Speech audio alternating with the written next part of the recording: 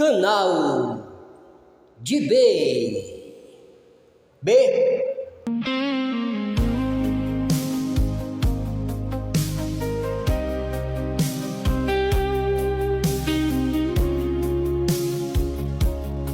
Si tiene perros o gatos, este es tu lugar ideal. Acá en Más Concentro puede encontrar todo lo relacionado para sus mascotas: ropa, camas, concentrados, puentes, maletas y juguetería. Además, puede sacarlo todo con Sistecrédito. Nos encuentran acá en Torre Central, local 203, al lado de Ciudad Victoria.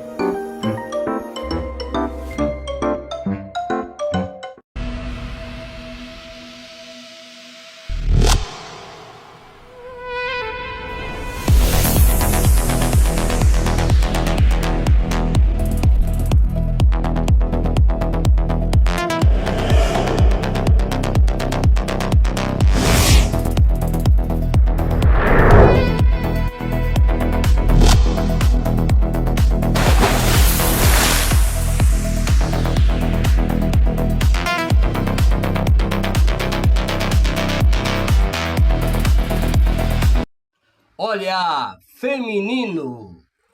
Olhar feminino.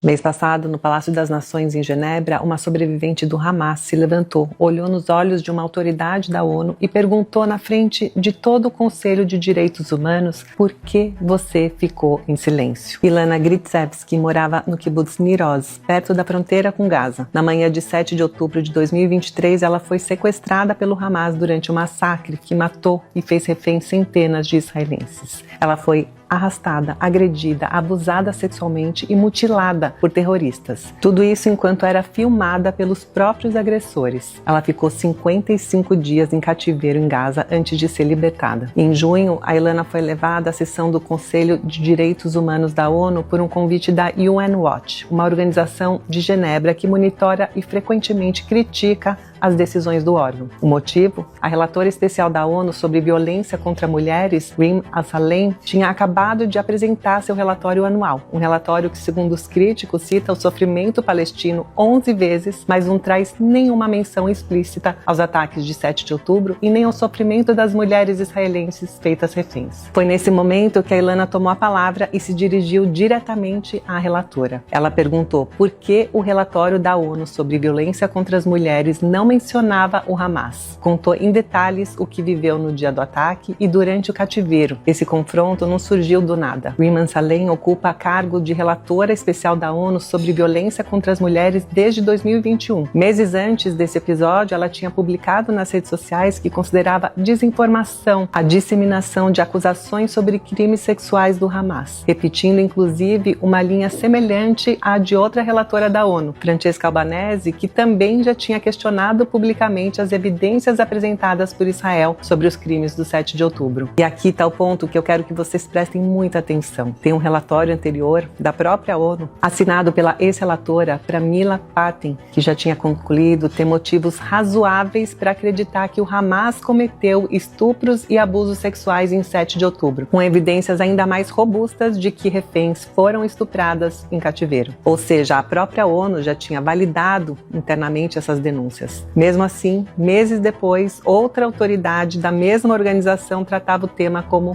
incerto, quase como propaganda. É esse tipo de contradição que embasa a crítica de que a ONU não trata todos os lados de um conflito com a mesma régua. O embaixador de Israel junto à ONU, em Genebra, Daniel Meron, foi direto. Ele acusou o movimento BDS de tentar transformar as vítimas em acusadas. E o diretor executivo da UN Watch, Hillel Neuer, resumiu a crítica que eu já trouxe para vocês em outros vídeos, que existe algo profundamente contraditório no fato de a autoridade da ONU encarregada de combater a violência contra as mulheres apresentar um relatório que praticamente apaga as vítimas do Hamas. Vale lembrar um dado que eu já mostrei antes. Entre 2006 e 2025, o Conselho de Direitos Humanos da ONU aprovou 112 resoluções condenando especificamente Israel. Quase metade de todas as condenações a países individuais emitidas pelo órgão nesse período inteiro, somado o resto do mundo. Não é uma opinião, é um número. Enquanto a Ilana relembrava ao vivo o momento que acordou seminua, com 7 terroristas ao redor dela, Rima Salem manteve o olhar fixo na tela do computador na sua frente.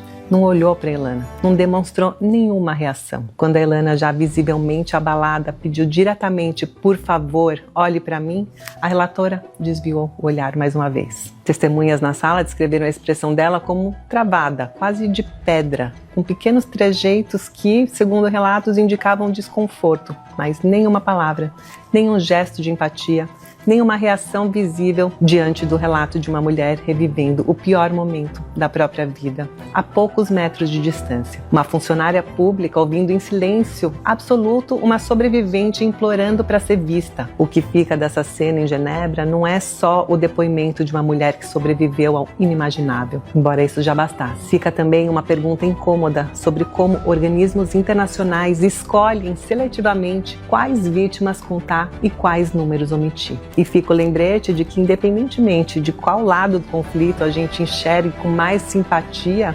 exigir consistência de quem se apresenta como neutro não é parcialidade. É o mínimo que se espera de quem fala em nome da comunidade internacional. Se você quer entender melhor esse duplo padrão dentro da ONU, dá uma olhada no vídeo anterior que eu fiz sobre a ONU. Eu vou deixar o link no meu story.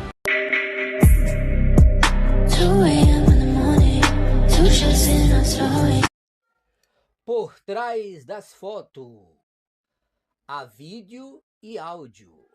Se a Lei Maria da Penha existe, por que tantas mulheres ainda morrem? Essa é uma das perguntas mais difíceis de responder. A verdade é que nenhuma lei consegue controlar a decisão de quem escolhe cometer um crime. Nenhum papel, por si só, transforma o caráter de uma pessoa determinada a fazer o mal. A Lei Maria da Penha nunca foi criada para mudar o coração de um agressor. Ela foi criada para proteger a vítima, permitir uma resposta mais rápida do Estado, afastar o agressor e fortalecer a rede de apoio. Todos os dias, medidas protetivas são concedidas e milhares de mulheres conseguem romper o ciclo da violência antes que ele termine da pior forma.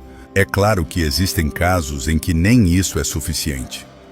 Quando alguém decide desafiar a justiça e ignorar uma medida protetiva para cometer um feminicídio, estamos diante de um problema que vai além da lei. Isso não acontece apenas com a Lei Maria da Penha. O Código Penal também não impede todos os homicídios, e nem por isso alguém afirma que ele não tem utilidade. Talvez a pergunta nunca tenha sido se a Lei Maria da Penha consegue salvar todas as mulheres, porque nenhuma lei consegue fazer isso. A pergunta que realmente importa é outra. Como seria a realidade brasileira se essa lei nunca tivesse existido? Quantas mulheres jamais teriam conseguido denunciar? Quantas continuariam sofrendo em silêncio, sem proteção e sem um Estado preparado para acolhê-las? Nós provavelmente nunca saberemos quantas vidas foram protegidas. As mulheres que conseguiram romper o ciclo da violência raramente aparecem nas manchetes. Elas simplesmente continuam vivendo. E talvez uma lei não deva ser lembrada apenas pelas tragédias que não conseguiu evitar, mas também pelas milhares de histórias que nunca terminaram em tragédia porque alguém encontrou proteção a tempo. Por isso, eu deixo uma pergunta para você. Você conhece alguma mulher que conseguiu romper o ciclo da violência por causa da Lei Maria da Penha? Talvez a história dela nunca tenha aparecido em um jornal. Mas para a família dela, essa lei significou muito mais do que um processo ou uma decisão judicial. Ela significou a oportunidade de continuar vivendo.